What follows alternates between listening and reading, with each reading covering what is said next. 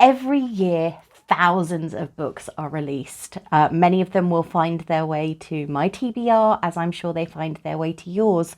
However, I'm not going to be talking about them. This week, I am going to be talking about the books I wish I could read again for the very first time.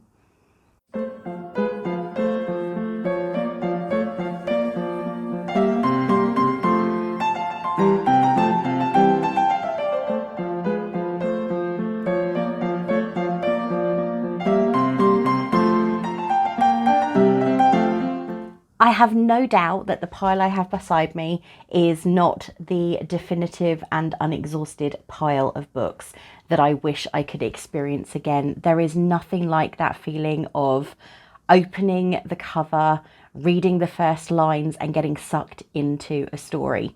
Or not, as the case may be, and that is something I will discuss later. I discovered a lot of books over the last few years that I struggled with and I wish I could have DNF'd. That'll be another list, I think. But for now, I'm going to be talking about those books that had such an impact on me. And some of them may surprise you, as well as maybe the ones that aren't on the list. As you can see, Fourth Wing is up there. It is not on the list. But there are certain books that just warmed the cockles of my heart. And that is quite tough. Because though I cry at the drop of a hat, it takes a lot for a book to really get to me. So I'm going to start with the first book on the list, and this may come as a surprise because Shadow and Bone is one of my least favourite series. I'm not a massive fan of Alina and Mal. However, I absolutely loved The Six of Crows. There's something about Kaz and Nej and Jesper that really got to me. I enjoyed their adventures. I couldn't stop thinking about them after I finished it. They were probably the only characters in the TV show that made it worth watching. And that's probably quite bad. I'm really sorry, screenwriters, but if you'd done an entire series just about those characters and ignored the whole Lightbringer and everything else, I'd have been really, really happy.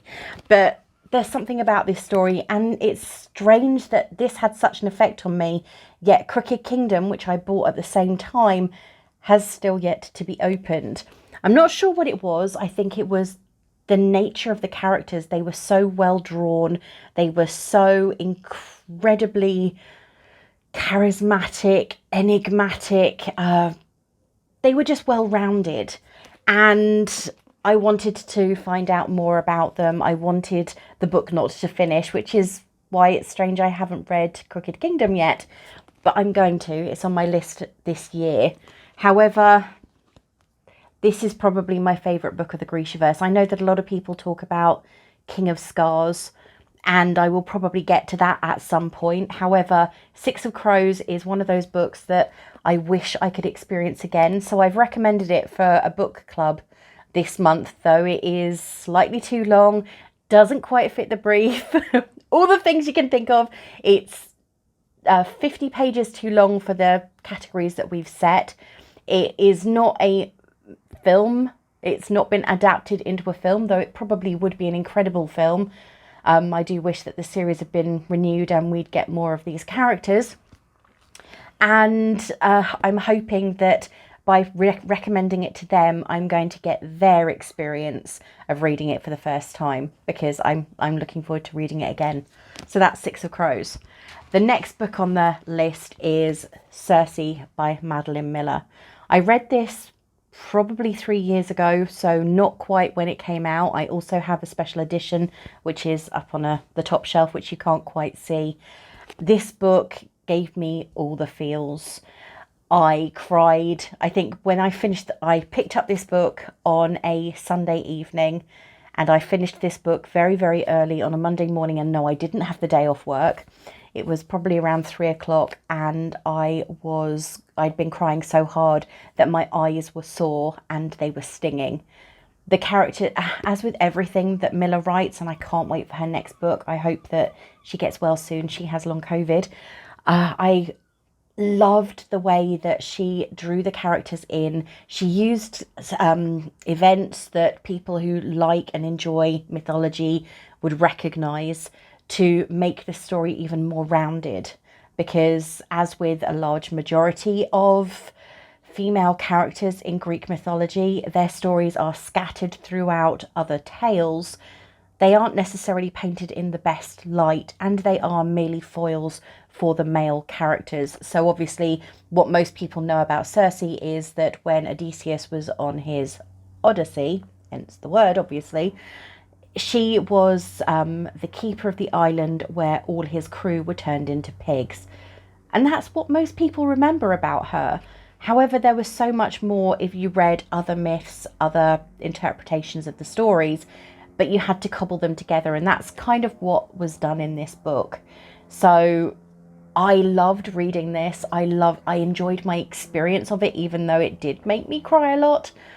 And there were certain moments where I was cheering for her strength, because she was a very strong female character. She was put through a lot. There were certain events in her past that were obviously hidden under other tales within mythology, and this book brought them to the surface, and it made her the central character, obviously, as the title character of the book.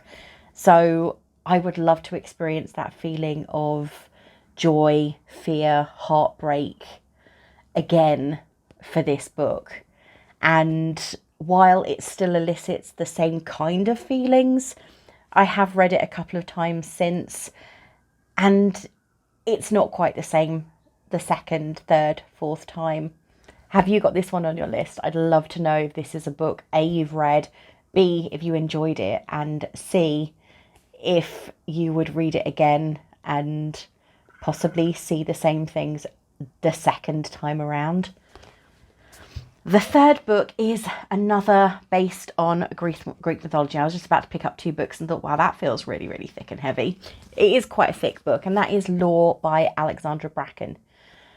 I am looking at my list. There are quite a few YA novels on here, purely because you don't get the same feeling when you read it again as an adult. However, I read this for the first time as an adult because it only came out a few years ago.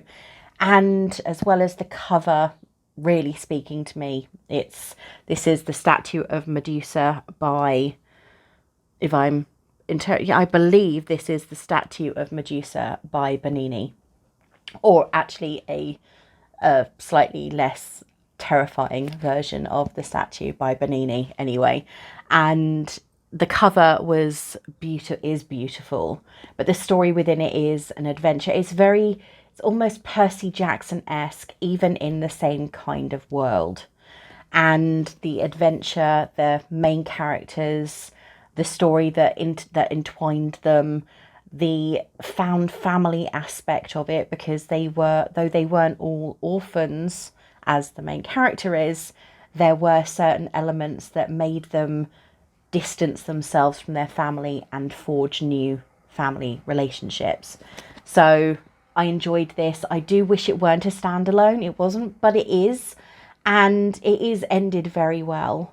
However, yeah, this is probably the one on my list that I'd go, well, I enjoyed it. I'd like to read it again with that same anticipation. Because when you know what happens in a book, though you might forget certain aspects of it, the same as you would in watching a very long film, or even a short film, if you're anything like me, you will start to forget certain elements of it. So you'll read a twist and go, I don't remember that happening, which is a good feeling. But you don't forget everything, and the elements at the end of the book that everything's building up to tend to be something you remember. So while I don't have the same anticipation for that, I think that's why this is on that list. This is why it is on I'd like to read it again for the first time, because the second time reading something with a twist like this one has isn't quite as impactful. The next one is a kind of weird one, in that this is a book that I read for the first time when I was 12, maybe 13 years old, if not a little bit younger. And it's not my favourite book of all time, which is kind of surprising. And that is Easy Connections by Liz Berry. This is now in print, self-published. It was published originally, as you can see, by Penguin Plus, which was a banner they had, that it was their young adult-esque. And the content of this book is kind of horrifying in many ways. There's toxic relationships, SA incidents, abuse of power, parasocial relationships before social media existed. It's got all of the things that you sort of like think, why is this on your list again? And I did wonder when I put this on the pile of books, I was wondering, is this a good idea to put on the list? But there is a reason why I'd like to read it again for the first time, and possibly as an adult. And that is to see that, see if as an adult, I would get the same enjoyment out of the conversation and the pseudo relationship building that is in the book. And that sounds, I know that sounds really odd, because this is not a nice story. Essentially, a 17-year-old girl is she's staying with her brother before she goes to college. She got early admission to a very prestigious art school. She's incredibly talented, and she goes to to sit by a stream one day and paint, when not realizing that the land has been purchased and it's no longer accessible. There are security guards everywhere, and it turns out that this particular piece of land, this farm, has been purchased by a rock star called Paul Devlin, who has past drug issues. He has trust problems. He also drinks too much. He has got a loose control on a relatively violent temper. He and his co-band member, his lead singer, because Dev is a bass guitarist and the writer, he and his friend Chris find Kathy beside the stream.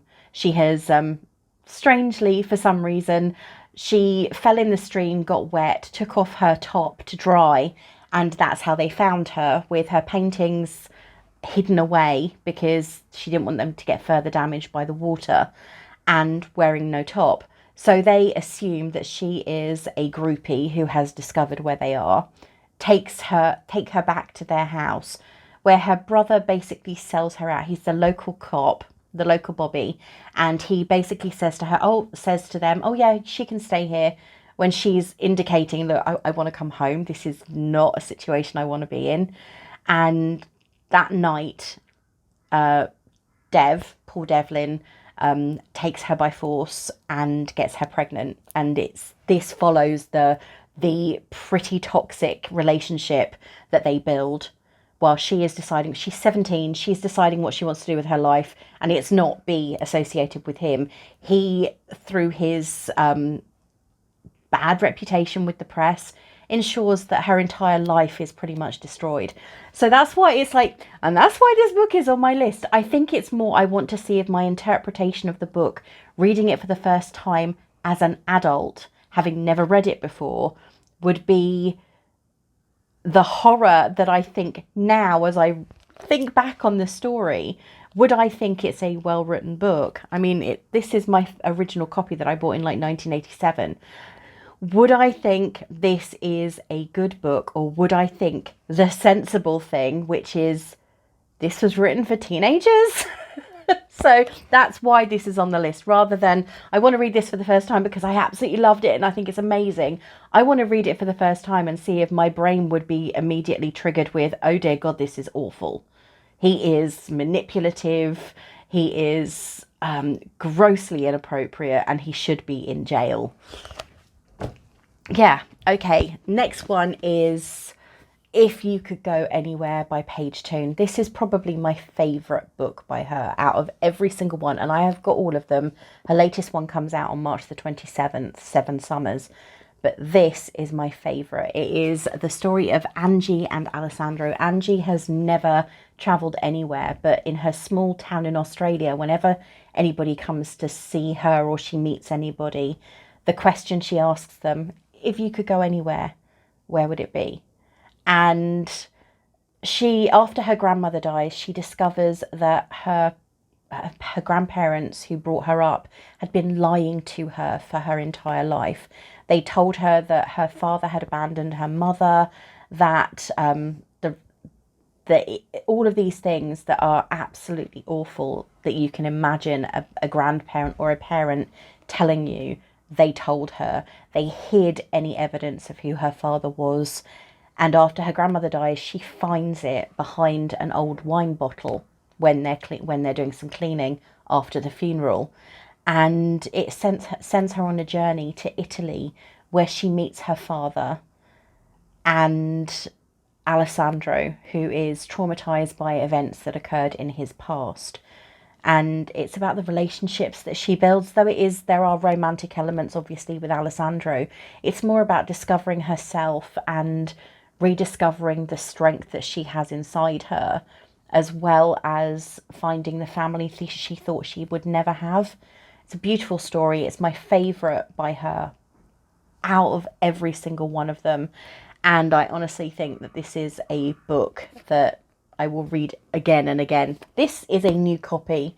I had an old copy and I have the ebook, but the old copy got kind of battered and torn, and it really just it fell apart.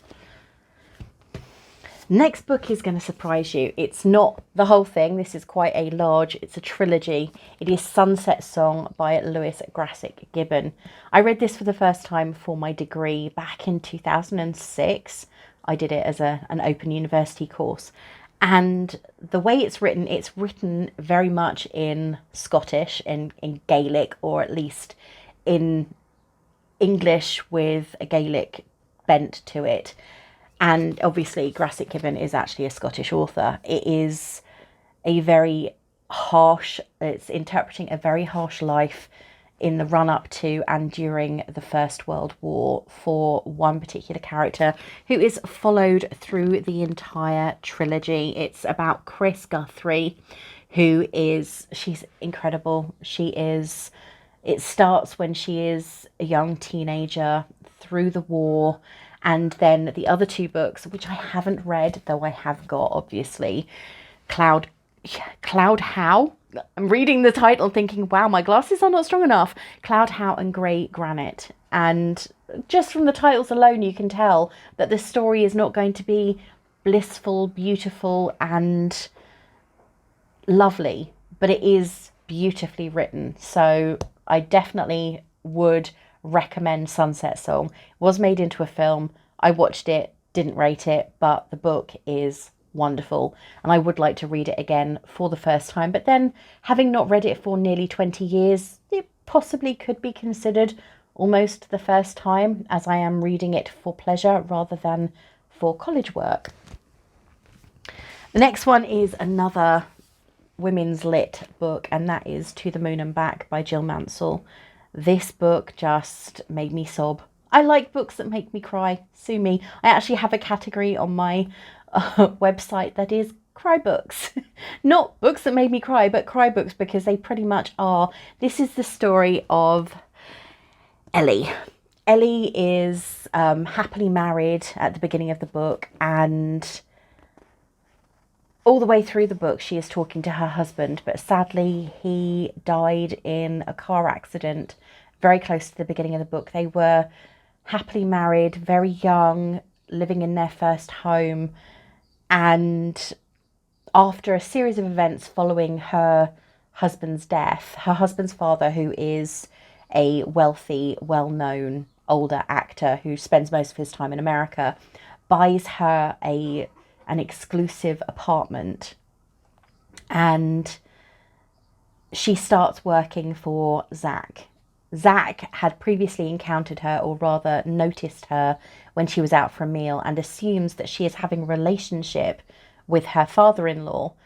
And it's a lot of misunderstandings that lead to her working for him, it being a very awkward situation until it's not. And it's just so calm and sweet and beautiful and heartbreaking. And at the same time, there is so much opportunity and joy that you can't help smiling through your tears. And that's what I like about it. And I would love to read this again for the first time. This was probably one of the first books I introduced my niece to when she got into her mid-teens, and she's not a big reader.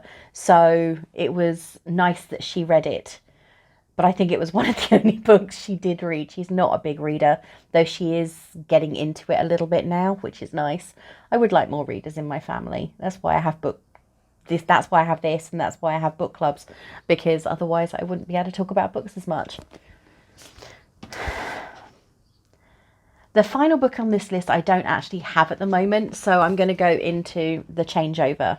This is the second of 3 copies I own of this book, and I would love to read this again for the first time. I read it for the first time when I was 11, the year after it came out. And I read it every single year because though it is a very young adult novel, before YA was a thing, this was the thing. And there is just something about The Changeover by Margaret May that makes me feel happy. Even though there are certain elements of the story that are like, and other elements of the story that really make you question your sanity, there is something about this book that just makes me feel like a child again. So I kind of want to return to that particular feeling.